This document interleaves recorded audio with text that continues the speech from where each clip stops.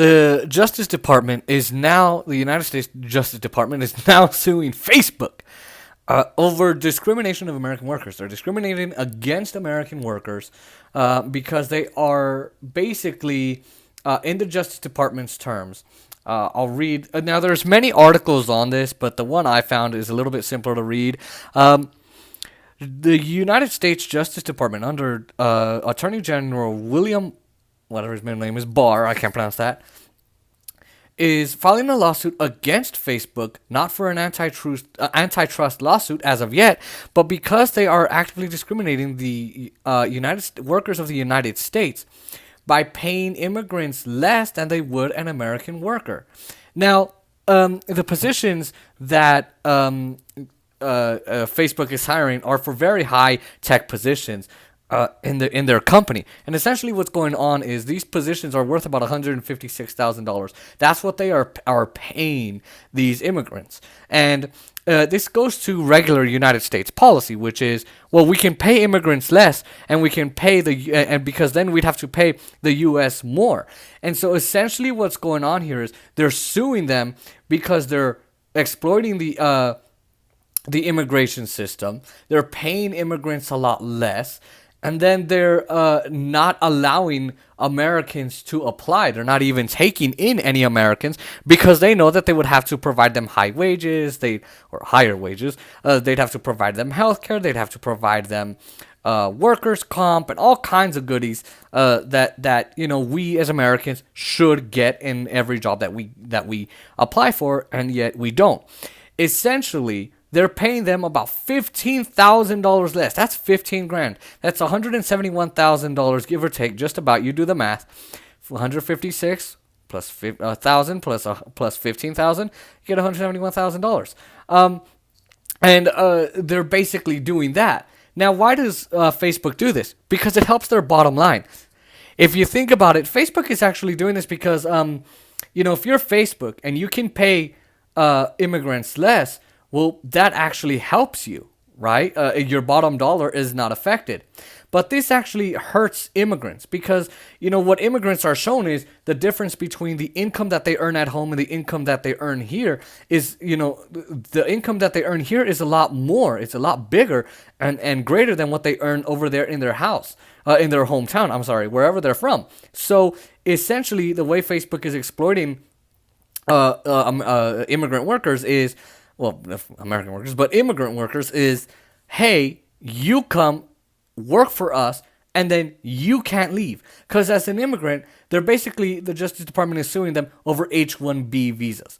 The H-1B visas are what companies use to bring foreigners here to do work that Americans can do.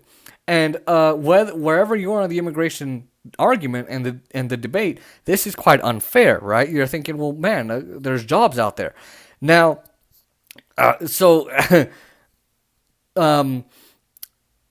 essentially what's going on is they are hurting immigrants because if you're an immigrant on an H-1B visa, you have to work for that specific company that's bringing you here.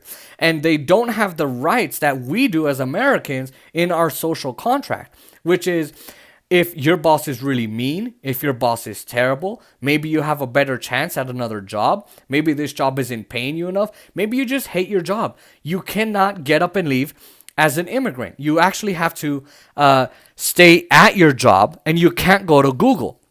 And so essentially, these immigrants are trapped. They have their feet on the throat of immigrants and saying, well, go ahead, leave. We'll just send you back to your countries. And so immigrants, hey, if you have 2 kids and a wife, and maybe your kids have to go to school, maybe you're trying to put your kid through college, you got a mortgage to pay off, you got whatever it is you need, and you need to do, well, guess what? You're going to just stay there because no matter what Facebook does to you, you need that job. Now, I think that, this is, again, still hurting American workers. Because, look, there's an argument made, oh my God, there's not enough American students that are qualified. Well, sure, that could be an argument, but I think with a lot of the jobs that are out there in computer science, cybersecurity, and all kinds of good tech jobs out there, good majors in college, I think that the tech industry is just being lazy. This is corporatized immigration here, everybody. Folks, this is corporations writing the laws, right? And saying, well, we really just want to have it to where we can get away with not having American workers work for us. Now, where does this go now? Okay, so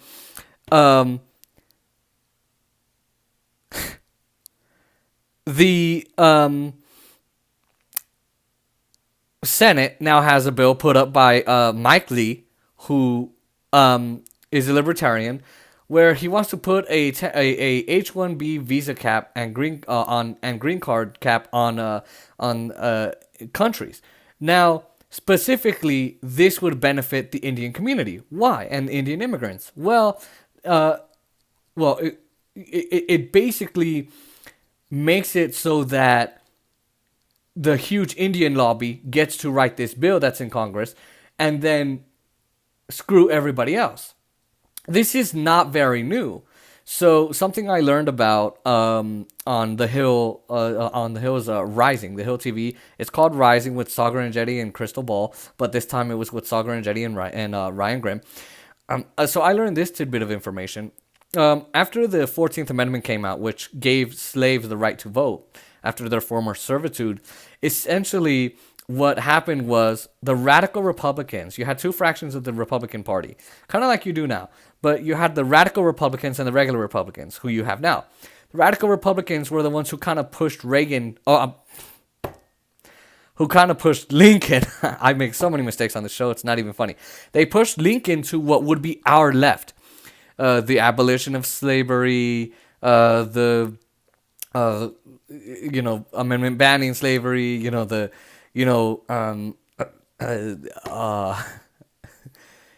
just the Emancipation Proclamation and everything that he did. They were pushing and pushing and pushing, and that's why they had a lot of clashes with Andrew Johnson. Now, and impeached him, that president. Horrible human being. But essentially, what happened was the radical Republicans made an amendment to say in that amendment, hey, everybody has a right to vote. Let's just give everybody the right to vote. Men, women, children, maybe, who knows? But just men, women, black, white, Hispanic, everybody. Everybody gets the right to vote here in America. Well, essentially, that only got 5 votes in the Senate, so that died. And the regular Republicans put in a bill that said, no, only in your former servitude could you vote. Anyone who had to serve in servitude. Well, what that basically did was it silenced the Irish in the Northeast and the Chinese in the West, because those two groups, primarily at that time in the 1800s, voted Democratic. And so here you have parallels between the Republicans of the 1800s and the 2000s Republicans, where they're always trying to take your right to vote away. Look at what happened when they limited the right to vote. They said there are other ways you could do it. Jim Crow came in. You had poll taxes. Which came later. And so, now where am I taking this? This is how immigration law always works in this country. It's corporatist immigration law, and American workers are losing out on jobs because they don't want to pay you higher wages, and I think that they should. Now, Ryan Grimm, in the same video that I'm talking about, had a great idea, which is, hey, let's let everybody around the world apply for jobs in Silicon Valley. Go ahead, do it. Apply on an equal footing, and then Facebook doesn't discriminate against anybody, hires immigrant / American workers, who knows, right? Now, look, I think they should hire more American workers just because, hey, we need to lower the unemployment rate. They do that, and then they start paying higher wages, and then guess what? When the unemployment rate gets lower, we have more power as workers. We have the power to say, I don't want you to make me work and then not compensate me when I work on weekends. I don't want you to make me work overtime over and over and over again when you're supposed to give me my paid vacation time, my paid family leave, my paid medical leave, whatever. I'm not going to handle that. Screw you. I'm leaving, right? And then, not only that, but this will actually make it so that Facebook, Google, Apple, and all those other companies care about the fact that we have a what is it, $645 trillion student debt crisis. We have a problem with not having Medicare for all, a single payer system. You know, that would actually work, and it would actually bring back the values and the morals of the social contract, and that's exactly what we need to be doing. And so that's what's going on.